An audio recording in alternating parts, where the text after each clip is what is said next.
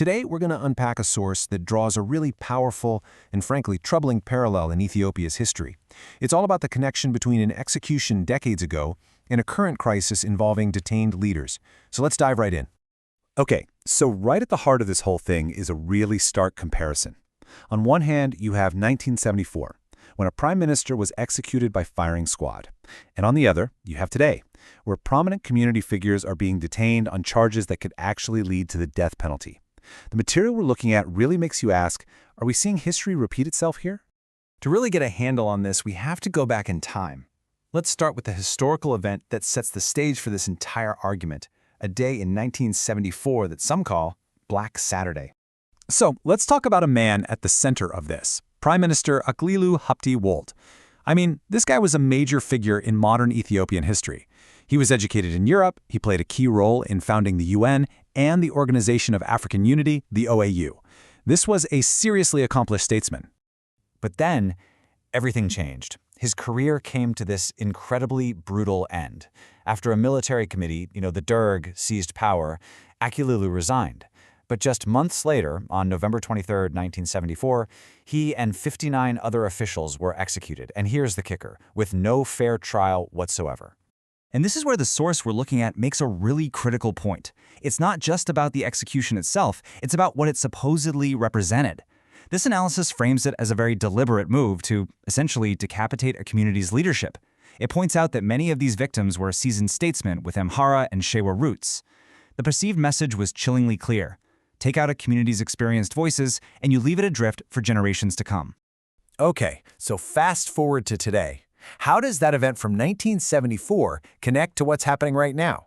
Well, the argument presented is that we're seeing a similar pattern play out, just with different tools.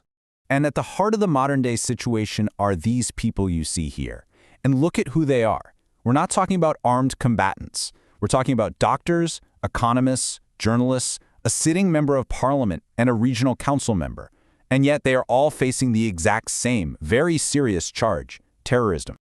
And get this, the amount of time they've been held, it's kind of hard to believe.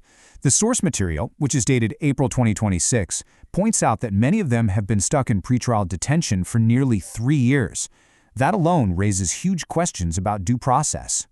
And, this situation hasn't just been happening in a vacuum. International groups, like the Committee to Protect Journalists, have been sounding the alarm, calling for fair trials. There are also reports about the declining health of some detainees. The stakes here are incredibly high. These are terrorism charges, and in Ethiopia, that can carry the death penalty. So how exactly are these two moments, decades apart, connected? What's the thread that ties them together? Let's break down the central argument. Okay, this slide right here, this is really the whole argument in a nutshell. The claim is that while the methods have changed, from the raw, brute force of the Derg regime to using the legal system today, the alleged goal is the same. Silence prominent voices from a specific community to leave it weakened and fragmented. Now, to really wrap your head around this argument, you have to understand a key concept, ethnic federalism. This was a system set up after 1991 that basically redrew Ethiopia's internal map along ethnic lines. According to the source, this was a massive turning point that led to decades of what it calls marginalization and conflict for the Amhara people, which ultimately set the stage for the tensions we're seeing today. So, faced with this alarming parallel, the source material doesn't just stop at analyzing the problem. It actually lays out a very specific, nonviolent playbook for what to do about it. The whole strategy here is built around advocacy and shining an international spotlight on the issue.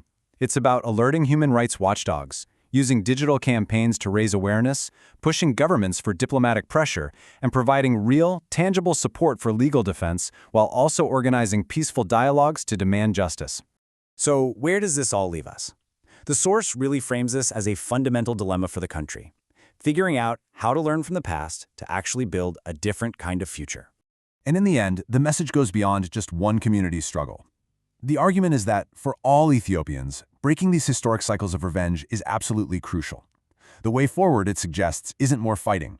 It's building a future based on inclusive dialogue, real accountability, and creating institutions that can protect every single citizen. So what this material really does is hold up a mirror from the past, serving as a powerful warning. It tells a story of two moments in time, linked by this narrative of silencing leaders. And it leaves us with a pretty profound question, not just about Ethiopia's past, but about its present. When history seems to be repeating itself, how do people find a way to choose a different path?